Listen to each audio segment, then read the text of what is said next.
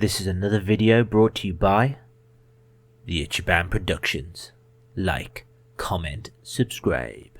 So welcome everyone, happy days are here again. We're back with another tech review. This time we're looking at the Super Pocket by Hyper Mega Tech. Now what is this bad boy? It is a pocket handheld console with some inbuilt games, but most importantly it is compatible with Evercade. I am a huge fan of Evercade and I'm going to have loads of videos coming up because I am a mark for this, who's got into this way later than everyone else, and I literally can't get enough of it. I think it is absolutely amazing. But what it is basically a smaller version of the EXP, which looks a little bit like this.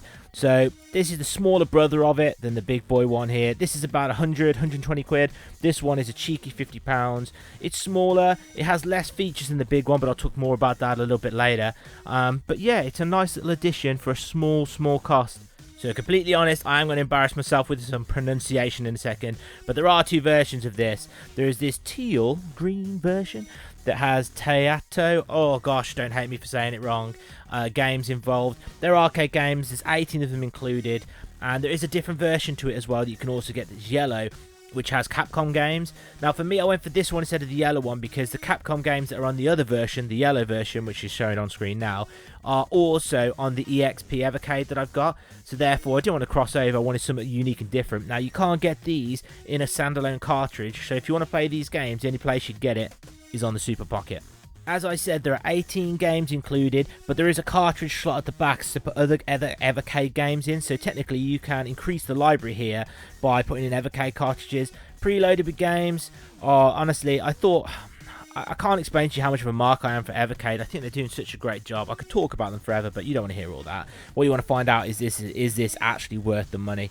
I got it from Amazon, and you know, if you've seen any of my other videos, you know what I'm like about cases. I've also bought myself a case in a matching colour, although it doesn't look the same colour from this, but apparently it's the same colour. Not from Evercade, it's from somebody different, but all that talking, shut up, let's check out the box so we can open it up and have a look inside.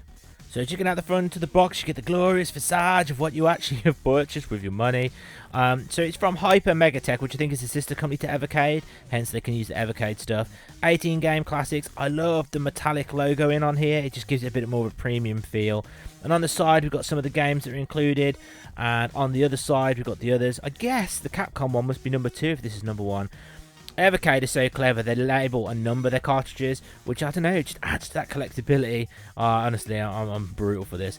It's got 18 games included, easy mode, brackets for young players. I don't know about you, I'm no good at retro games, so easy mode is for me. We've got an IPS screen, 2.8, it's smaller than the Evercade EXP, but I'll show you that in a second. 4 hours play, 1 hour longer than the EXP. The EXP is only 3, whereas this is 4. USB-C charging, you know I love USB-C charging, and we got a cartridge slot at the back. Again, it says it's compatible with the 500 plus Evercade cartridges. I think there's 57 out at the moment. I am on a quest to buy them all because I am an absolute mark. With that in mind, that's enough talking. Let's crack it open and let's see what's inside. Boom, cheeky cut. I have unsealed the seal. It's time to see what's inside. God knows, will it fall out as soon as I open it? Let's hope not. And oh, let's see what's in there. Oh, and there we go. Really has like Game Boy vibes. I mean, obviously from the front it looks like a Game Boy, but the screen is actually bigger than I was expecting. I thought that was going to be quite small. So let's have a proper closer look. First things first, let's check out the literature. There's something about these cartridges I absolutely love. So let's have a look. Here we go. Get more games. Yes, I will get more games. Duke Nukem. Got that cartridge. And to learn more, we've got the instructions here. Coin up, start, power. I like the indicator lights to learn what you're doing. Honestly, Evercade, I just can't get enough of it. How can we get this out without damaging the packaging? Oh, there we go. Push it from the back. So there it is itself. Oh, it's got a little bit of weight to it. I thought it was going to be a lot lighter than that. So let's check out the buttons. Soft buttons, no click or anything like that. Clicky start and select, which is good. D-pad, ooh, it's not a soft D-pad, it's got a bit more of a press to it, and yeah, that's interesting. On the bottom we've got, I think that's the power toggle. We've got a 3.5mm head jack, which is good, USB-C charging. On the side we've got the 2 speakers, and on the back we've got the shoulder buttons. That's interesting. Volume rocker there. and then that is a fake cartridge which represents an Evercade. Very nice. So I'm going to pop that there. What else do we get? Oh, cushion so it doesn't get damaged. And I guess that's a USB-C cable hidden in there. Yeah, here we go. Let's have a look. Try not to just damage and rip the whole thing to pieces.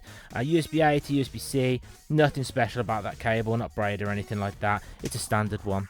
So what's up next? I reckon first thing we've got to do is compare it to the Evercade EXP. And then I'm going to have to charge it, use it, and then tell you, is it any good? Boom, cheeky cut, and there we go. We've got the two consoles competing against each other in the glorious picture in front of you. One of the big differences, obviously, is the form factor. I don't want to patronise you, but it's clearly a different form factor here. This is very much like an old Game Boy. This is much more like a normal handheld like you'd have nowadays. In terms of the differences, the D-pad is much softer on here than it is on here. There's a bit more of a press on that one. So is that a big deal to you, having a soft D-pad? We got obviously the start, select, the buttons, and on this one, if you like the shoulder buttons are at the top there, as opposed to, I think they're going to be a bit weird on the back here. You're going to have to train yourself to use them slightly differently on the Super Pocket. The other big difference from the Evercade EXP is, of course, it's got the it's a Taito button. You press it. I can't remember what it's called now. I think it's called that. And then you can play the consoles like that, which is good for the old retro shooters. And like the flying games. Oh yeah, good times. Good times. And then the other difference is obviously the software on here. Now this has got the inbuilt Capcom games. This one doesn't. But what this has is got the full integration for Wi-Fi. No Wi-Fi, this has got Wi-Fi, which means you can get the game of the month. You can also download cartridge and console updates using the EXP, which you can't on this one. It's just a standalone console. So what I need to do now really is I need to pause the video. Actually, before I do that, I'm going to need to show you something else. I simply had to show you before we move on the case, because it's all about cases with me. Does it fit inside the case? Ooh, beautiful. A little bit snug, got across the screen. Not sure I like it being held against the screen. Although, actually, I'm being an absolute idiot. You could actually have it like that instead. That's a way better of having it so you don't have it across the screen. Got space there for a USB-C cable to go. Closes up. Maybe an extra cartridge in there. An Evercade cartridge to take with you. Fits nice and perfect. This case is super hard shelled, so if you dropped it, it's not going to damage it. Now, my plan is, I got a man bag. I'm not afraid to admit I got a man bag. This is probably going to live in my man bag all the time, whereas this one's a bit more substantial. So if I'm going somewhere and I know I'm going to play a game, I'm going to take this one. However, for general gameplay, this one's going to go into there. With that in mind, what I'm going to need to do is I'm going to need to charge it up. I'm going to use it, play it for a bit, and come back and tell you, is it worth it? And then hopefully compare the software on here to find out, is the downgrade for 50 quid worth it against the EXP? I love this, by the way. I absolutely love it. So, for me, it'll be a couple of weeks maybe. For you, it's going to be a few seconds. Stick around and find out, is it worth it?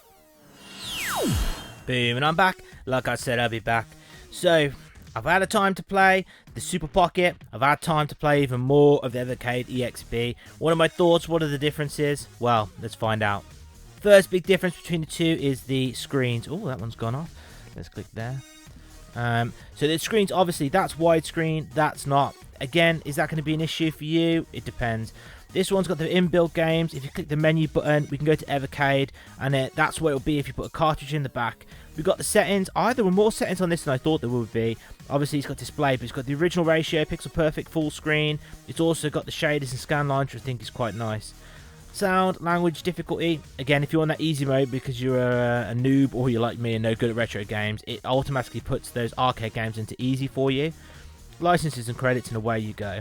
Now, one of the big differences, of course, is the battery. I get about 3 hours-ish play out of that one. That is definitely better. I'm getting 4+. The battery holds really well on this one.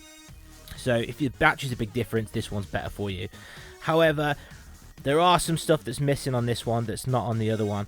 For me, what are the big differences? So with the Evercade EXP, if we go down and have a look, so we've got the inbuilt games, which are obviously there for you with the Capcom things. You can see the interface is different. Hidden games on this, no hidden games on that. There's the game of the month, of course. And when you click into a game on here, it tells you all about the details of it, the controls and things like that. When you click into here, it doesn't give you any of that. It just takes you straight into the game.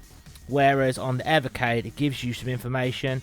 Save states. Does this have save states? It does have save states, of course. Funny, I've never messed around with that. But it does have that information here. It gives you a little bit extra. It just feels a bit more of a comprehensive console, does the Evercade EXP. Again, we've got obviously the detailed of the Evercade things, advertisements, tells you the cartridges, tells you what games you've played, tells you the cartridges you've got. And then down here, we've got a few extra things. We can change the theme, and we can, mess around with the display. Similar aspect ratio shaders, but you've also got the bezels as well. That's useful on the basis that this isn't a widescreen, whereas this one is. So some games aren't widescreen, so you're going to need those bezels on there. And then more tape bezels if you're going to go the other way. It's tape, not totem. What was that about? Tope? Did I come up with? It's tape. What's wrong with me? Dynamic rate control, screen dimming, scan lines. There's loads of little options here. But what the biggest thing is, it's got Wi-Fi. Therefore, you can update the system to get some extra stuff. Again, we've just gone into June now, so therefore there'll be a new game of the month. But it will also enable you to update cartridges if there's anything that needs to be updated, which I think is really, really nice. Ultimately, which one should you choose? Well, let me tell you. So the decision is really down to budget and commitment to Evercade. If you've got a smaller budget and you just want to have some casual gaming, maybe get a few cartridges, something like that, I think the Super Pocket is going to be for you. I'll tell you one thing I did forget to mention is the volume on that. Honestly, when I turned that on, my ears were bleeding. The volume was crazy loud. This can get loud, but the loudness on this, I don't know, it's just mine or other people got the same. This is unbelievably loud. So if you're on a tight budget or you're not really that interested in the cartridges, you just want a bit of a handheld console, maybe get a few cartridges, this one's going to be for you. However, if you're like me and you're going all in on Evercade, you love the cartridges, you can't get enough of that wonderful stuff, the EXP is definitely the way to go. There is a new Evercade EXP coming out, an EXP-R. What's the big difference? It's a different colour, and it's got no Capcom games. That's all the big difference I could really see. Oh, and the EXP, I forgot to say, has got a HDMI out at the top. I don't know if you can see that there. It's a micro HDMI, mini HDMI, and it goes out. So you can put this onto the TV. You can't do that on this. There is no HDMI out, so that again is another difference. So let me summarize it. If you're all in for Evercade, it's got to be the top one, 100%. If you're not all in on Evercade, you just want a casual thing, go for the bottom. Or if you spoil or just an Evercade, absolute mark, go on, get both. But I will say, if you got this one with the Capcom games, there's no point getting the yellow one with the Capcom built-in of the Super Pocket, because it's just duplicating the games. So that's a lot of talking. Ultimately, let's put a star rating on it. So for the Super Pocket, which is compatible with Evercade games, I'm going to give this a 5 stars out of 5 stars. I think that this console is an excellent entry model if you're looking to get into the Evercade market, or if you're just looking for a pocket device. 18 games on a beautifully built USB-C battery charged handheld console is got to be a win. I really do like this. I guess I'm a bit biased because I'm in the Evercade ecosystem myself, but for me, I don't think you can go wrong. And you can even get yourself a lovely little case that matches the colours. I recommend it. It's worth a go. I've got some links into the description as where you can buy this from. Amazon, Mankind if you're in the UK.